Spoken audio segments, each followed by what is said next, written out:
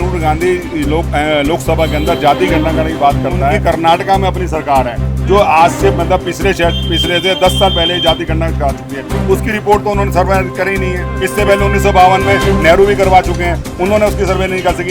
इंदिरा गांधी भी इस काम को करवा चुकी है। सबने आयोग बना के इस काम को कराया, पर इसको कभी ओपन करने की उन्होंने कोशिश की। यहाँ की पॉपुलेशन जो है बहुत सीधी है, वो हर एक नेता की राय में फंस जाती है। ब्राह्मण हो, शूद हो, वैश्य हो, नाई हो, धोबी हो, मोची हो, काची हो, आप क्या हो, ये उसको बताना जरूरी है। मैं एक हिंदुस्तान का नागरिक हूँ, मुझे पहचान वो होनी चाहिए। जो मेरी पहचान है उसे क्यों छुपा रहे हो? डाटा तो गवर्नमेंट के पास अवेलेबल है, उन्हें पूछने क्या, ये सिर्फ राजनीतिक हो रही है। जब जाति जनगणना की मांग दिख रही थी तो राहुल गांधी बहुत ही तेज तरार दिखाई दिए, लेकिन उससे भी ज्यादा तेज तरार अनुराग ठाकुर दिखाई दिए। उन्होंने कहा कि जिसको अपनी जात का नहीं पता वो जाति जनगणना की मांग करता है। ठीक है, तो ये बताइए कि जाति वाला कमेंट करना क्या राहुल गांधी की जाति पूछना जायज है? सर, अगर राहुल गांधी लोकसभा के अंदर जाति गणना करने की बात करता है तो उनकी कर्नाटका में अपनी सरकार है जो आज से मतलब पिछले से 10 साल पहले जाति गणना करा चुकी है। उसकी रिपोर्ट तो उन्होंने सर्वे करी नहीं है। इससे पहले 1952 में नेहरू भी करवा चुके हैं, उन्होंने उसकी सर्वे नहीं कर सकी। इंदिरा गांधी भी इस काम को करवा चुकी है। सबने आयोग बना के इस काम को कराया, पर इसको कभी ओपन करने की उन्होंने कोशिश नहीं करी। तो आपको क्या लगता है ओपन क्यों नहीं करा गया? ऊपर हर एक आदमी को इस देश में वोट के ऊपर बहुत डिपेंड करता है कि उसको वोट बहुत चाहिए, और वोट के लिए कितना भी गुमराह कर सकता है। यहाँ की पॉपुलेशन जो है बहुत सीधी है, वो हर एक नेता की राय में फंस जाती है। उसे ये नहीं लगता कि किसको मैं राय दे रहा हूँ और क्या मेरे साथ होने वाला है। अच्छा, तो ये बताइए जाति जनगणना आपको नहीं लगता कि जरूरी है कि भाई पता चल सके कि भाई किस जाति की जनसंख्या कितनी है, वैसे उसका भागीदारी कितनी है? ऐसा जरूरी नहीं समझ? सर, आप एक बताइए, ये नहीं होना चाहिए। आप समाज को कितने बंटवारे में बांटना चाहते हैं? आप समाज को कहाँ कहाँ बांटेंगे? समाज को अगर हम अपने आप को सेकुलर सब जोड़ के सेकुलर बनाने की कोशिश करेंगे तो समाज को थोड़ा ना बांटते चले जाएंगे।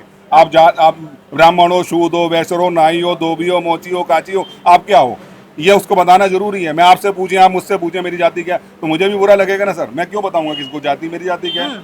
मैं एक हिंदुस्तान का नागरिक हूँ, मुझे पहचान वो होनी चाहिए। नहीं, जैसे यहाँ पे पूरी बात है आरक्षण देने की। जैसे मान लीजिए ओबीसी एक समुदाय है, मतलब ओबीसी की कैटेगरी, जिसमें कई सारी जातियां आती हैं। अब इसमें से ये तो नहीं है कि भाई ऐसा है कि ओबीसी में कुछ ऐसी जातियां हैं जो ऊपर हैं, कुछ ऐसी जातियां हैं जो बिल्कुल ही नीचे पड़ी हुई हैं। मुझे तो उनका पता चल जाएगा तो उनको आरक्षण दिया जाएगा। सुप्रीम कोर्ट का एक ऐतिहासिक फैसला है जो मुझे बहुत सुनने में अच्छा लगा, कि जिस कौम को एक बार आपको अगर आरक्षण का लाभ मिल गया तो उसको उस कैटेगरी से हटा के अगली सेशन वाले को आना चाहिए। ये नहीं कि एक पदाधिकारी को मिल गया, उसके संतान को मिल गया, उसके संतान को मिला। एससी और एसटी के बीच में सब कैटेगरी आप बनानी चाहिए, है ना? उसमें जाति होनी चाहिए। हाँ, तो यही तो बात हो रही है। जो पिछला वर्ग में रह गया, ये नहीं सर, ये अलग बात हो गई ना। आरक्षण वाली और जाति वाली बात अलग हो गई।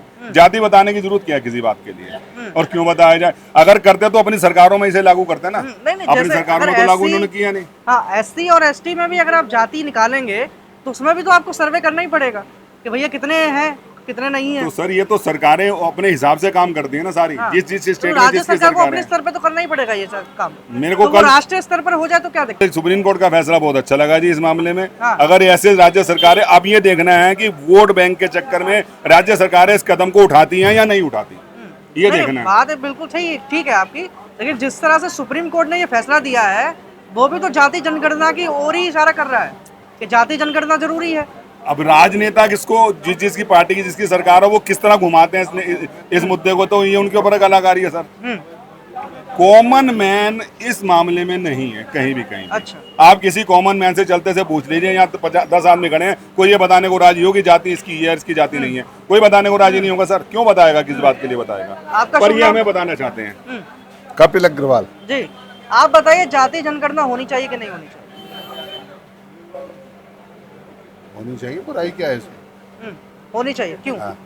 क्यों क्या बुराई क्या है? मेरा नाम, मैंने आपको क्या नाम बताया पूरा? कपिल अग्रवाल। कपिल अग्रवाल क्यों नहीं कपिल बताया? तो बताने में क्या है? जो मेरी पहचान है उसे क्यों छुपा रहे हो? बिल्कुल। तो अब ये कह रहे हैं कि जाति जनगणना होनी चाहिए, जो आपकी पहचान है। मैंने मना नहीं किया जाति गणना नहीं होनी चाहिए, पर पूछा नहीं जाना चाहिए। अगर सरकार चाहती है तो उसको अपने लेवल पे जिस स्तर से चाहे पूछना ही पड़ेगा। जैसे कोई भी आपके यहाँ पे सर्वे करने आएगा तो पूछेंगे ही।